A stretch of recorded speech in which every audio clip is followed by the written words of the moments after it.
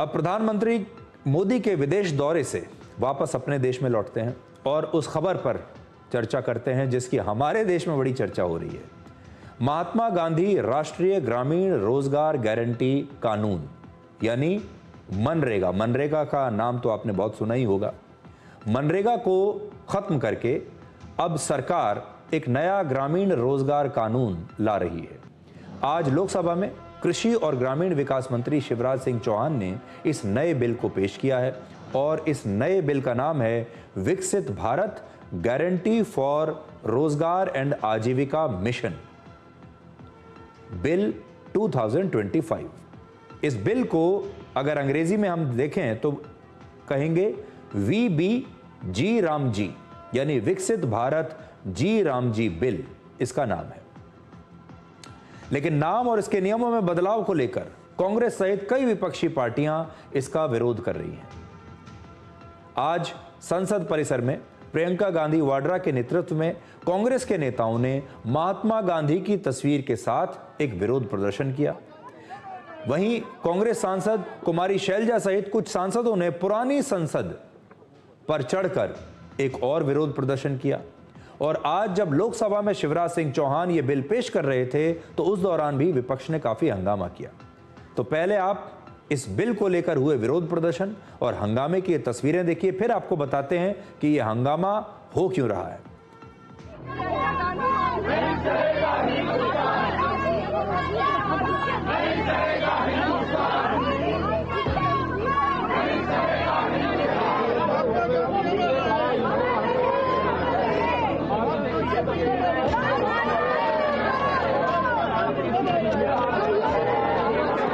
विकसित भारत जी राम जी बिल 2025 को सभा में पूरा स्थापित करने की अनुमति दी जाए। जी राम जी। हर योजना का नाम बदलने की जो सनक है ये समझ में नहीं आती है। Ram ji is respected by people in the country but to me Mahatma Gandhi is much more relevant. मेरे बचपन में ये गाते थे, देखो ये दीवानो ओ दीवानो ये काम मत करो, राम का नाम बदनाम मत करो।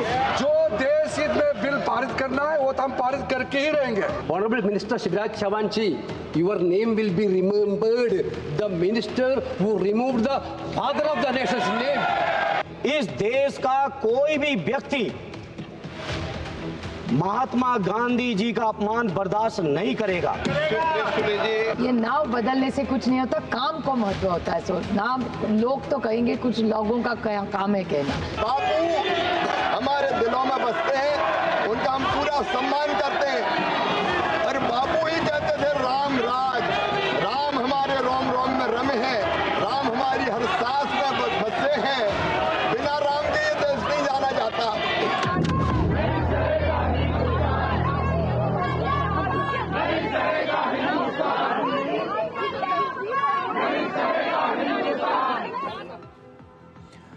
तो देखिए, पहली आपत्ति तो यह है कि इसका नाम क्यों बदल दिया। पहले यह महात्मा गांधी के नाम पर था और अब जो इसका नया नाम है वो जी राम जी है। तो महात्मा गांधी से नाम बदलकर राम पर आ गया। तो पहली आपत्ति तो विपक्ष की यह है कि नाम क्यों बदला, और इसीलिए महात्मा गांधी की तस्वीर लेकर विपक्ष के नेता और कांग्रेस पार्टी के नेता विरोध प्रदर्शन कर रहे हैं। और दूसरी तकलीफ उनको यह है, दूसरी आपत्ति यह है कि अब इसमें नियम भी बदल दिए गए हैं।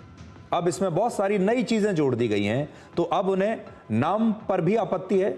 ना तो उन्हें नया नाम पसंद आ रहा है विपक्ष को, और ना ही नया नियम उन्हें पसंद आ रहा है। तो अब पहले आप ये समझिए कि जो पुराना कानून था जिसे आप मनरेगा कहते थे, और अब ये जो नया कानून है विकसित भारत जी राम जी, इन दोनों में फर्क क्या है। पहला, मनरेगा के तहत हर परिवार को प्रतिवर्ष 100 दिन के रोजगार की गारंटी मिलती थी, लेकिन अब नए कानून में इसे बढ़ाकर 125 दिन कर दिया गया है। तो इसमें किसी को क्या परेशानी हो सकती है, 25 दिन और एक्स्ट्रा रोजगार मिल रहा है। दूसरा, मनरेगा का पूरा खर्च केंद्र सरकार उठाती थी, लेकिन नए कानून में 60% खर्च केंद्र सरकार उठाएगी और 40% खर्च राज्य सरकार देगी। उत्तर पूर्वी राज्यों, केंद्र शासित प्रदेशों वगैरह में जो है केंद्र सरकार ज्यादा पैसा देगी।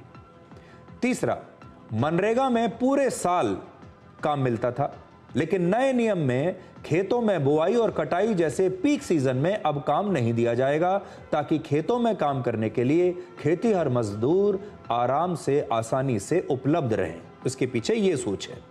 पूरे साल में ऐसे करीब 60 दिन होंगे जब यह योजना बंद रहेगी और इससे किसानों को सस्ती दरों पर उनके खेतों में काम करने के लिए मजदूर मिल पाएंगे। पहले इसमें तकलीफ होती थी, दिक्कत होती थी, क्योंकि ये सारे जो मजदूर हैं ये मनरेगा के तहत काम करने के लिए चले जाते थे। चौथा, वर्ष 2005 में जब मनरेगा शुरू किया गया था तब इसका मकसद गांव से गरीबी को हटाना था, लेकिन अब स्थिति बदल चुकी है। हमारा समाज बदल रहा है, अब ग्रामीण इलाके बदल रहे हैं, उनकी संरचना बदल रही है, वहां के लोगों की जरूरतें बदल रही हैं। नए कानून का लक्ष्य विकसित भारत बनाना है। अब आपको ये बताते हैं कि मोदी सरकार मनरेगा को क्यों हटा रही है या फिर इसमें इतने बदलाव क्यों कर रही है।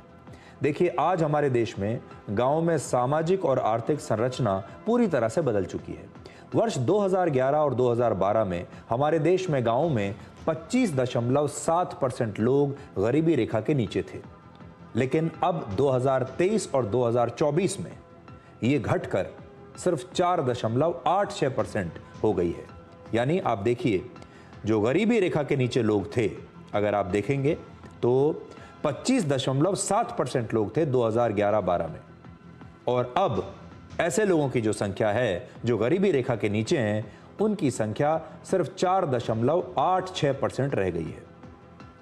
डिजिटल पेमेंट, घर घर तक बैंक पहुंचने के बावजूद मनरेगा में लगातार भ्रष्टाचार हो रहा था, इसलिए अब इस योजना में बड़े बदलाव की आवश्यकता थी।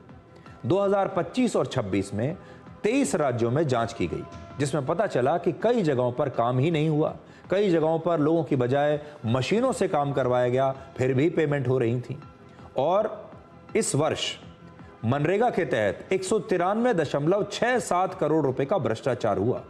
सरकार अब पूरी तरह से भ्रष्टाचार बंद करना चाहती है, इसीलिए नई योजना में भ्रष्टाचार को बंद करने के लिए, लीकेज को बंद करने के लिए कुछ खास व्यवस्थाएं की गई हैं। जैसे काम कहां और कितना हुआ, यह मोबाइल फोन और जीपीएस से तुरंत पता चलेगा। जनता को, जो लोग काम करने वाले लोग हैं, उन्हें हर हफ्ते बताया जाएगा कि क्या काम हुआ, पैसा कहां खर्च हुआ, ये सब चीजें जनता को पता चलेंगी। हर ग्राम पंचायत में साल में 2 बार अनिवार्य जांच होगी, जिससे अगर कोई भी गड़बड़ी होगी तो वो छुप नहीं पाएगी। कितना पैसा खर्च हुआ, कितना काम हुआ, कितने लोगों को रोजगार मिला, ऐसी जानकारी अब रियल टाइम में आप डिजिटली देख सकते हैं। और भ्रष्टाचार का पता लगाने के लिए एआई का इस्तेमाल भी किया जाएगा। आज नए बिल को पेश करते हुए शिवराज सिंह चौहान ने कहा कि नया कानून महात्मा गांधी के सपनों को ही पूरा करता है और इससे पहले भी कई योजनाओं के नाम बदले जा चुके हैं। वहीं कांग्रेस की सांसद प्रियंका गांधी वाड्रा ने इस बिल को वापस लेने की मांग की। माननीय अध्यक्ष महोदय, इसके पहले कई रोजगार योजना आई। एक योजना का नाम था जवाहर रोजगार योजना, बाद में कांग्रेस ने जवाहर रोजगार योजना का नाम बदल दिया। तो क्या पंडित जवाहरलाल नेहरू जी का अपमान हो गया? पता नहीं क्यों जी राम जी नाम आ गया तो ये भड़क गए। महात्मा गांधी स्वयं राम राज्य की स्थापना की बात करते थे और उनके अंतिम शब्द भी हे राम थे। बापू जी का पूरा सम्मान करते हुए राम राज की स्थापना, मतलब दैहिक दैविक भौतिकता का राम राज काहू नहीं व्यापा, हर गरीब को भरपूर रोजगार मिले, उसकी गरिमा को सम्मान हो, दिव्यांग, बुजुर्ग और महिला, अनुसूचित जाति, जनजाति, उनको और प्रोटेक्शन दिया जाए, इसके लिए ये बिल लेके आए हैं। 125 दिन की गारंटी है, गारंटी, ये कहीं पर कमजोर नहीं हुई। उस गारंटी को हम पूरा करेंगे, गांव का संपूर्ण विकास भी करेंगे और कृषि और मजदूरी दोनों में संतुलन स्थापित करने का काम करेंगे। बिना चर्चा के, बिना इस सदन की सलाह लिए इस तरह से जल्दी में विधेयक को पास नहीं होना चाहिए। सर, ये विधेयक वापस लिया जाना चाहिए। इसके बदले में सरकार को एक नया विधेयक पेश करना चाहिए। खत्म करूं। महात्मा गांधी जी मेरे परिवार के नहीं थे, लेकिन मेरे परिवार जैसे ही हैं और इस पूरे देश की यही भावना है सर। वेरी गुड सर, इस पूरे देश की यही भावना है। नो माननीय सर, आखिरी बात ये है कि गहन जांच पड़ताल और व्यापक चर्चा के लिए इसे कम से कम स्थायी समिति के पास भेजा जाना चाहिए और कोई विधायक किसी की निजी महत्वाकांक्षा, सनक और पूर्वाग्रहों के आधार पर न तो पेश होना चाहिए और न ही पास होना चाहिए। तो देखिए, चुनौतियां बदल चुकी हैं। जैसा हमने पहले आपको बताया, पहले जो ग्रामीण इलाके में लोग रहते थे वहाँ पर गरीबी कहीं ज़्यादा हुआ करती थी और लोगों के पास खाने पीने के भी पैसे नहीं थे, और इसीलिए जब ये योजना लाई गई तो ये गरीबों को, आप ये समझ लीजिए कि किसी तरीके से वो अपना जीवन यापन कर सकें, इस मकसद के लिए ये योजना लाई गई थी। लेकिन अब ज़्यादातर लोग गरीबी रेखा से ऊपर आ चुके हैं। अब जो नई चुनौती है वो ये है कि ये सारे लोग, इतना बड़ा वर्ग जो है, ये विकसित भारत में कहाँ फिट बैठते हैं। उसके लिए इन्हें सशक्तिकरण की आवश्यकता होगी, उसके लिए अब इन्हें और ज़्यादा पैसे की आवश्यकता होगी, और ज़्यादा शक्ति इन्हें लगेगी, और इन्हें सामाजिक रूप से और ज़्यादा शक्तिशाली बनाने के लिए, आर्थिक रूप से और ज़्यादा शक्तिशाली बनाने के लिए अब ये नया कानून लाया गया है। और यही फ़र्क है कि चुनौती पहले अलग थी, अब चुनौती जो है वो बिल्कुल अलग है।